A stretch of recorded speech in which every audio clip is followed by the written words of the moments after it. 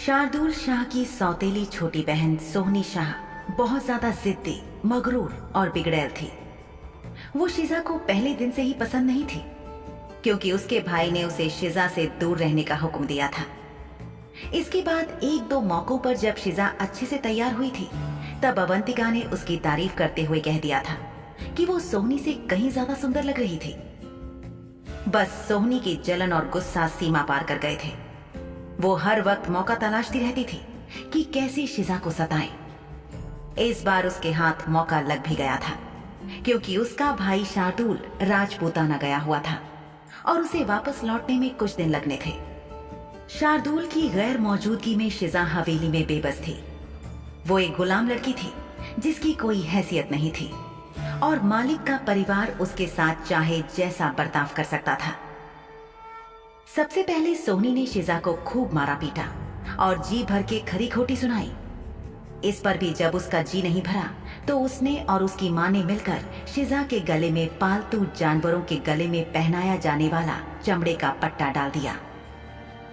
सोहनी ने शिजा को हुक्म दिया कि वो उसके साथ बाजार चल रही थी और उसे इंसानों की तरह नहीं बल्कि जानवरों की तरह अपने घुटनों और हाथों के बल चलना था। ये अत्याचार बहुत ज्यादा अपमानजनक भी था, लेकिन शिजा ने खून का घूंट पीकर इसे बर्दाश्त कर लिया, क्योंकि इस वक्त उसके पास कोई और चारा नहीं था। एकमात्र व्यक्ति जो उसकी मदद कर सकता था वो था शार्दुल शाह, जो इस वक्त श्यामला में नहीं था। अपनी क्रूरता की सीमाएं पार करते हुए सोहनी शाह ने शिजा की पीठ के जख्म में कसकर लात जमाई थी, जिससे उसकी पोशाक के ऊपर ताजा खून के धब्बे बन गए थे। शिजा के चेहरे पर भी चोट लगी थी, जिसमें से खून निकल रहा था और कई थप्पड़ पड़ने की वजह से उसका चेहरा और कान बहुत दुख रहे थे। वो 17 साल की एक नाजुक लड़की थी, जिसके साथ कभी किसी ने ऐसी दरिंदगी नहीं की थी। लेकिन सोहनी ने उसका हाथ भी इतनी जोर से मरोड़ा था कि कंधे से लेकर कलाई तक शिजा का पूरा बाजू दुख रहा था। जब सोहनी उसे पट्टा पहना रही थी, तब भी शिजा ने कोई प्रतिरोध नहीं किया, क्योंकि उसमें अब और विरोध करने की या मार खाने की हिम्मत नहीं थी। फर्श पर लेटी हुई शिजा ने दर्द से लड़ने की कोशिश की। अपनी आंखें बंद करके गहरी सांस लेते हुए उसके हाथ कांप रहे थे, क्योंकि वो दर्द के साथ साथ गुस्से को भी काबू में करने की कोशिश कर रही थी। लेकिन वो कुछ भी नहीं कर सकती थी सिवाय इंतजार के। अक्सर चंगा मंगा के जंगलों में लगने वाला काला बाजार इस बार किन्नौर के पास लगाया गया था। सोहनी ने बग्घी निकलवाई और शिजा के साथ किन्नौर के लिए चल दी। जल्द ही वो लोग किन्नौर के बाजार में पहुंच गए। बाजार में ज्यादातर अमीर लोग ही आया करते थे। कोचवान ने ठीक जगह देखकर बग्घी रोकी और सोहनी के उतरने के लिए बग्घी का दरवाजा खोला और झुककर एक तरफ खड़ा हो गया। सोहनी बड़े घमंड के साथ बग्घी से उतरी। उसके हाथ में एक रस्सी का सिरा था। वो कुछ कदम आगे चली तो उसके पीछे पीछे बग्घी में से गुलाम लड़की यानी शिजा उतरी। रस्सी का दूसरा सिरा इस गुलाम लड़की के गले में बंधे हुए पट्टे से बंधा था। लड़की फौरन घुटनों के बल झुक गई और सोहनी के पीछे पीछे चलने लगी। सोहनी ने अपने कोचवान को आदेश दिया कि वो वहीं रुककर उसका इंतजार करे, क्योंकि उसे बाजार में लगभग 2 घंटे लगने वाले थे। कोचवान की प्रतिक्रिया की प्रतीक्षा किए बिना वो फौरन अंदर बाजार की तरफ जल्दी से चल दी। उसने शिजा के गले में बंधा पट्टा जोर से खींचा, जैसे किसी कुत्ते को घसीटा जाता है। बिना रुके तेज कदमों से चलती हुई वो अपने पीछे पीछे शिजा को घसीट रही थी। पिशाचनी तेज रफ्तार से चल रही थी और उसकी रफ्तार से घुटनों के बल चलने के लिए शिजा को बहुत मशक्कत करनी पड़ रही थी। उसके घुटने और हथेलियां बुरी तरह छिल गए थे। शिजा पक्के तौर पर नहीं कह सकती थी कि सोहनी आमतौर पर इतनी ही तेज चलती थी या फिर आज जानबूझकर शिजा को परेशान करने के लिए ऐसा कर रही थी। लेकिन जो भी हो, उसकी तेज रफ्तार की वजह से शिजा जमीन पर रेंगती घिसटती हुई बहुत ज्यादा तंग हो रही थी। जब वे मुख्य बाजार में पहुंचे तो शिजा को थोड़ा चैन मिला, क्योंकि यहाँ काफी भीड़ भाड़ थी और मजबूरन सोहनी को अपनी रफ्तार कम करनी पड़ी। उसने गहरी सांस लेकर अपने चेहरे पर मुस्कुराहट लाते हुए अपने पीछे रेंग रही गुलाम लड़की की तरफ हिकारत से देखा, और उस एक पल में सोहनी को ऐसा महसूस हुआ जैसे कि वो इस पूरे शहर की रानी है। घमंड से उसका सीना फूल गया। उसने शिजा को दुत्कारते हुए कहा, तुमने कभी आईने में अपनी शक्ल देखी है? न जाने शार्दुल ने तुम में क्या देख लिया। जरा गर्दन घुमाकर यहाँ दूसरे गुलामों को देखो, वो सब के सब तुमसे बहुत ज्यादा सुंदर और आकर्षक हैं। तुम यहाँ सबसे बदसूरत हो। इतना कहकर सोहनी बाजार की रौनक देखने लगी। उसके चेहरे पर एक बेहद क्रूर मुस्कान थी। अपनी पूरी जिंदगी में शिजा ने कभी इतना असहाय और अपमानित महसूस नहीं किया था। उसे समझ आ रहा था कि सोहनी जानबूझकर उसे अपने पीछे किसी कुत्ते की तरह चलने के लिए मजबूर कर रही थी। ठीक इसी तरह कुछ समय पहले चंगा मंगा के जंगलों में लगने वाले बाजार में शार्दुल भी उसे लेकर गया था, जब उसने शिजा के लिए जूते खरीदे थे। भले ही वो शिजा को परेशान करता रहता था, लेकिन उसने इस तरह से कभी उसे अपमानित नहीं किया था। शार्दुल ने कभी भी उसके साथ इस तरह का व्यवहार नहीं किया था, और शिजा इसके लिए उसकी दिल से आभारी थी। एक बार भी उसने दूसरे मालिकों की तरह शिजा को अपना यौन गुलाम बनाने की या उसे शारीरिक या मानसिक रूप से चोट पहुंचाने की कोशिश नहीं की थी।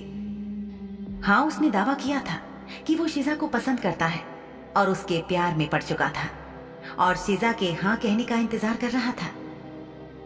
न जाने क्यों शिजा की आंखें और दिल दोनों भर आए। तभी सोहनी ने पट्टा खींचते हुए उससे कहा, अरे अरे लड़की, तुम बिल्कुल चिंता मत करो। एक गुलाम को जो चीजें सीखनी चाहिए वो सब मैं तुम्हें सिखा रही हूँ। देखो ना, काफी सारी चीजें तो तुम आज सीख ही चुकी हो। अब जल्द ही तुम्हें किसी ऐसे व्यक्ति को सौंपना है जिसे तुम्हारी बहुत जरूरत हो और जो काफी वक्त से तुम्हारे लिए पूछ रहा है। तुम्हारी शक्ल देखकर कौन कह सकता था कि कोई तुम्हारे लिए भी पूछेगा, लेकिन देखो तो, वो कहते हैं ना कि हर कुत्ते का दिन आता है, तो तुम्हारा भी आ गया। हालांकि मैंने सोचा है कि तुम्हें हमेशा के लिए किसी को नहीं सौंपना है, केवल 1-2 दिन के लिए। मुझे यकीन है कि शार्दुल को कोई दिक्कत नहीं होगी कि मैंने तुम्हें किसी को उधार दिया था। वैसे यकीन मानो, मुझे तो अभी भी यही लगता है कि तुम में कोई ना कोई गड़बड़ तो जरूर है, भले ही बाकी सब कुछ भी कहते रहें। शिजा का ध्यान सोहनी की बातों पर कम और अपने चारों तरफ चल रहे लोगों की तरफ ज्यादा था। ज्यादातर अमीर लोगों के साथ उनके नौकर या गुलाम चल रहे थे, और लगभग सभी गुलाम बंधे हुए थे। गुलामों के चेहरे पर थकान साफ देखी जा सकती थी, और उनके चेहरों से दिख रहा था कि वो जीवन से हार चुके थे। गुलाम किसी भी चीज में अपना खुद का दिमाग नहीं लगा रहे थे, क्योंकि उन्हें सिर्फ एक ही चीज दिखाई गई थी, और वो थी हर हाल में अपने मालिकों की बात मानना। शिजा का पूरा शरीर बुरी तरह से दुख रहा था। उसे कई जगह चोटें लगी हुई थी और वो दर्द और अपमान से बेहाल थी, लेकिन उसके आंसू पोंछने वाला या उसे बचाने वाला यहाँ कोई नहीं था। उसे याद आया कि पिछली बार जब वो शार्दुल के साथ चंगा मंगा के जंगलों में जूते खरीदने के लिए गई थी, तब उसने कुछ गुलामों को देखा था जिनके साथ उनके मालिकों द्वारा सार्वजनिक तौर पर बहुत बुरा व्यवहार किया जा रहा था, और शिजा को उनके लिए बहुत बुरा लगा था। उसे याद आया कि कई अवसरों पर शार्दुल ने उसे समझाया था कि मालिक लोग अपने गुलामों के साथ अच्छा व्यवहार नहीं करते थे, और शिजा को शुक्रिया अदा करना चाहिए कि शार्दुल उसके साथ इतने अच्छे से पेश आता था। शार्दुल ने शुरू में भले ही शिजा को सताया था, लेकिन उसने कभी भी शिजा पर हाथ नहीं उठाया था।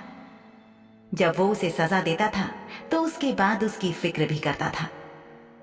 अगर शिजा को छोटी सी भी चोट लग जाए तो शार्दुल खुद उस जख्म पर मरहम लगाता था, और आज उसके ठीक उलट उसकी ये बहन शिजा को सड़कों पर घसीटती हुई ले जा रही थी। चमड़े का भारी पट्टा लगातार खींचे जाने से शिजा की गर्दन पर निशान बन गए थे और खून बहने लगा था। उसके चेहरे की चोट से भी लगातार खून बह रहा था, और उसकी हालत को और खराब करने के लिए उसकी पीठ में लगी चोट फिर से खुल चुकी थी और उसमें से भी खून रिस रहा था। इन सब चीजों को देखते हुए भी सोहनी बेदर्दी से उसे घसीटे जा रही थी। ऐसे में शिजा सिर्फ ये उम्मीद कर सकती थी कि शार्दुल जहां कहीं भी था बस जल्दी से वापस आ जाए। जब भी कोई शख्स बहुत ज्यादा दर्द और परेशानी में होता है या तकलीफ में होता है तो सबसे पहले उसे अपनी माँ की याद आती है। शिजा को भी अपनी माँ याद आई, लेकिन साथ ही उसे अपनी माँ पर गुस्सा आया क्योंकि वो अपनी बेटी को खोजने के लिए कभी वापस नहीं आई थी। शिजा चाहती थी कि उसकी माँ आज यहाँ आए और देखे कि उसके इस तरह अचानक चले जाने से उसकी बेचारी बेटी का क्या हाल हो गया था। शिजा खुद को ठगा हुआ सा महसूस कर रही थी। शिजा के अपने खून के रिश्तेदारों यानी उसके सगे चाचा चाची ने उसके भरोसे का फायदा उठाकर उसे बेच दिया था और एक ऐसे अंधेरे कोने में धकेल दिया था जहां वो किसी पर भी भरोसा नहीं कर सकती थी। वैसे बुरे हालातों में भी उसे उम्मीद थी कि शार्दुल आएगा और उसे बचाएगा। शार्दुल इसी दुनिया का हिस्सा था, लेकिन फिर भी न जाने क्यों शिजा के दिल का एक कोना चीख चीख कर कह रहा था कि वो आएगा और उसे बचा लेगा। तभी उसने सुना कि सोहनी बड़बड़ा रही थी। अरे वो ना जाने कहां रह गया, उसने मुझे यहीं तो बुलाया था और खुद कहा था कि वो यहीं मिलेगा। इतना कहते हुए सोहनी ने शिजा का पट्टा खींचा और चलना जारी रखा। उसके ऊंचे एड़ी वाले जूते बड़ी बड़ी दुकानों के बाहर बने पक्के फर्श पर टक टक की आवाज करते हुए उसके कदमों को आगे बढ़ा रहे थे। सोहनी शिजा को घसीटते हुए बाजार के लगभग अंत तक ले गई, जहां खाने पीने की कुछ दुकानें थीं। आखिरकार एक लंबा गोरे चेहरे वाला खूबसूरत नौजवान पिशाच वहां आया।